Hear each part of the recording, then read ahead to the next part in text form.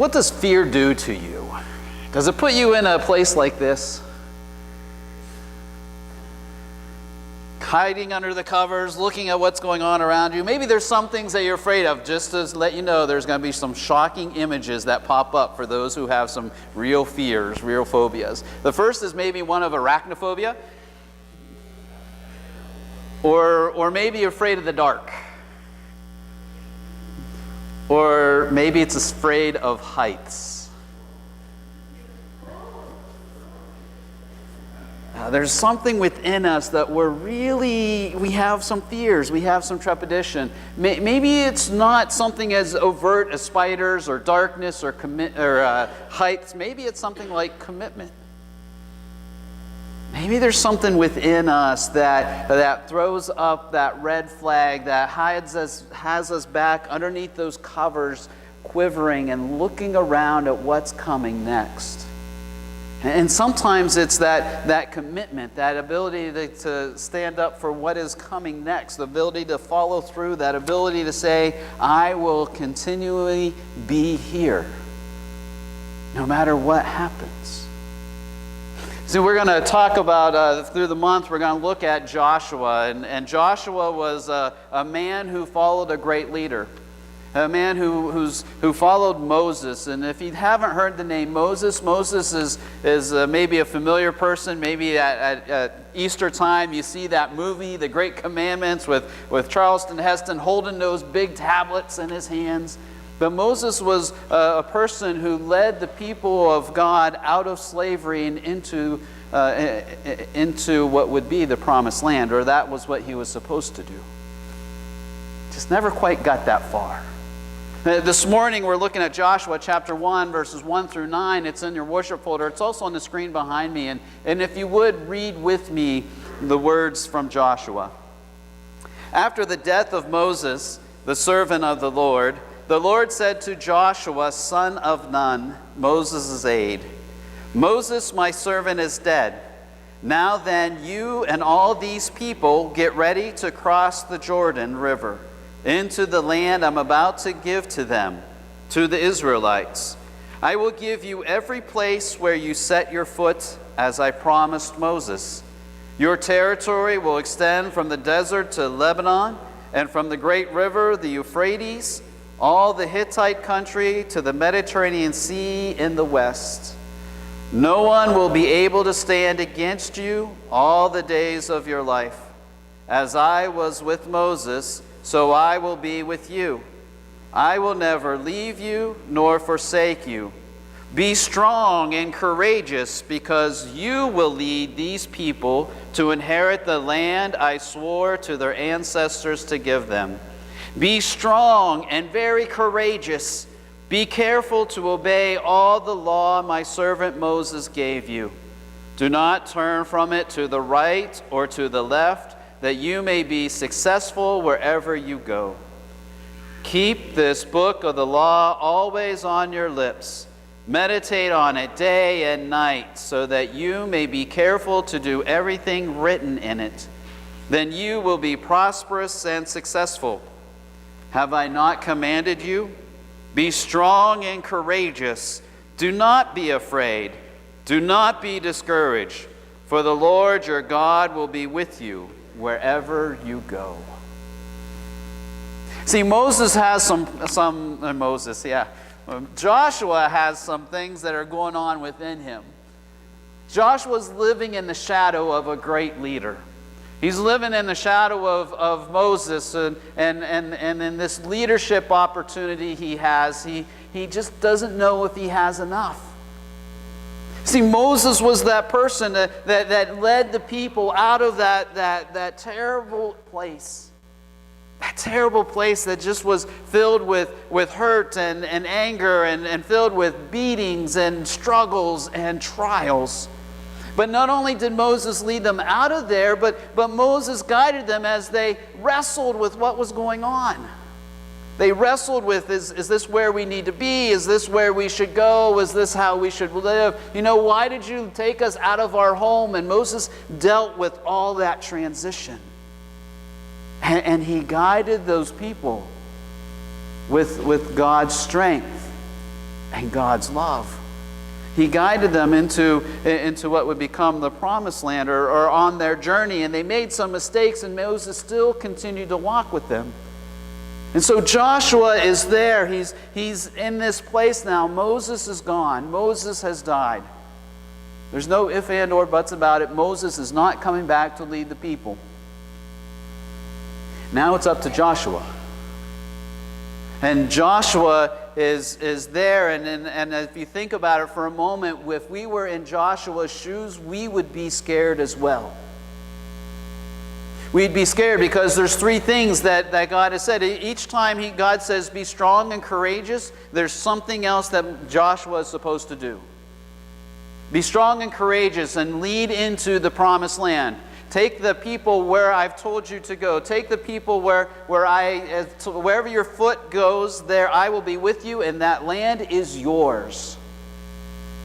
Go into that promised land. And not only just go into the promised land, but also distribute it fairly. Let every tribe, every person that has followed should have some inheritance of this promised land. Something that's a part of this. And you are the one who's going to do that. You are the one who will be leading them. But be strong and courageous, God says. There's one more time when God says, be strong and courageous. He says that to Joshua, and he says, and be obedient. Be obedient to what I am doing and what I am telling you. We come into this moment, we're scratching our head and trying to be in a place where we don't know which way to go. We have this, do I turn left? Do I turn right? And Joshua's in that same place. Is he going to be strong and courageous? Is he going to be standing there and standing up and moving the people forward? Or does he shy back in fear?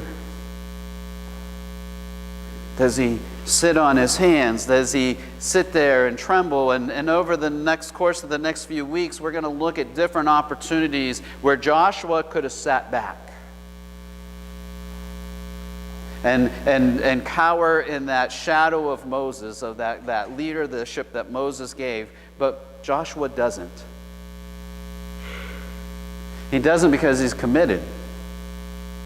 He's committed to this time. He's committed to this opportunity. He's committed to this life. He's committed to taking the people into that land of hearing God and obeying Him, being strong and courageous as God has told him to be. And in that same space and in that same place, Joshua just isn't someone that was thousands of years ago in the past. There's a Joshua sitting in the back halfway through. But there's also Joshua sitting in every pew. Because you're facing some of the same situations, maybe not as great and grand as Joshua, the son of Nun, the aide of Moses, as Joshua 1:1 tells us. But we have some serious questions that we need to answer. Serious questions of saying, are we committed? Are we committed to follow through? Are we committed to be going where God has called us? Because in this life that we live, there are different things that call our attention. There's different items that demand our time. There's different things that call for our finances, our resources. There's different activities that call for our talents, our gifts, our abilities. And we live in that shadow. The shadow of a world that continues to surround us and say, here, and entice us with all these different activities. Just like Joshua was living in the shadow of Moses, we also live in the shadow of this world. Will we be strong and courageous? Or will we be underneath the blanket, hiding in fear? See, as Joshua was living underneath the shadow of Moses, Moses lived under the shadow of God. Because Moses knew that wherever the people went, God was going with them, because they wouldn't leave until God went before them, and they had that sign, a cloud by day, a pillar of fire by night. And whenever that moved, the people moved. And Moses had that direction and that leadership and that opportunity and prayer from God, to hear from God. And Joshua it doesn't have that same connection. His is going to be based on a life of trust and faith. We also have, just like Joshua, we also have a person above us. His name is Jesus. Because Jesus, who is the Son of God, was here and lived and taught and shared with us. And that shadow of Jesus that we live into is one that continues to give us the understanding we need. It continues to give us the teaching we need. It gives us the words we need, the power of forgiveness we have, the opportunity of sharing God's love with those around us. We have that same opportunity as Joshua, and we live in that same moment of trust and faith. And it comes back to that understanding of commitment. Are we committed? Do we have that same strength and courage? Because as Joshua 1:9 says, which is above you, that God will be with you wherever you go. We can even take it one step farther and not just say God will be with us, but Jesus will be with us. And God's Spirit will be with us, the three in one. That continues to open our eyes and ears to who God is. And it gives us that choice to obey, or that choice to disobey. And we stand at that fork. Many times we're standing at that fork, looking at that commitment. And what will we do with it? Will we follow through? Or will we hold back? Will we say, yes, God, here I am? Or will we say, God, here's somebody else? Say, God, here's my time.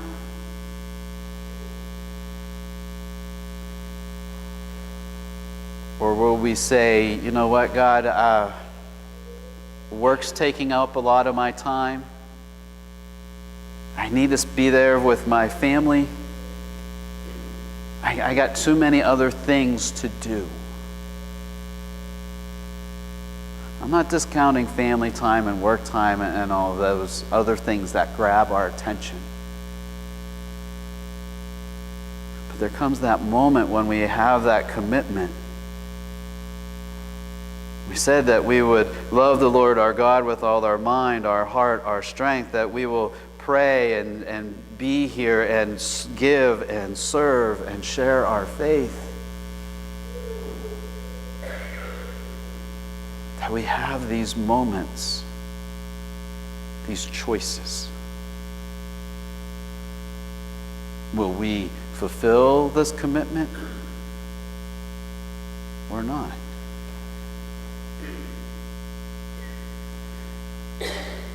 Will we understand what it is to be strong and courageous? For the Lord our God is with us. Or will we hide underneath the covers and be in fear because we feel that no one is there? Because of that promise that we hear in Joshua 1:9 hasn't been a part of our life because we've given up on that commitment. plenty of things that you can do. There's plenty of organizations that call for your attention, that ask for a partial commitment. The shadow of the world asks for a commitment as well. But our God, Jesus, asks for a commitment. We'll come to further on in Joshua's story where he says, choose this day who you will serve. Now I know I'm going back into King James Version because that's how I memorized it. Choose who you will serve. Will you serve God? Or will you serve the gods of this world? I think that's a pretty good way of summing up Joshua's life. He enters into this time of hearing from God saying, be strong and courageous, do fear not. And by the end of his journey, by the end of leading the people into the promised land, he asked the community that same question. Who will you serve? Will you serve in fear? Will you serve in strength? Will you serve the world? Will you serve God? Will you be committed? Or will there always be something better so you can't commit? Who will you serve?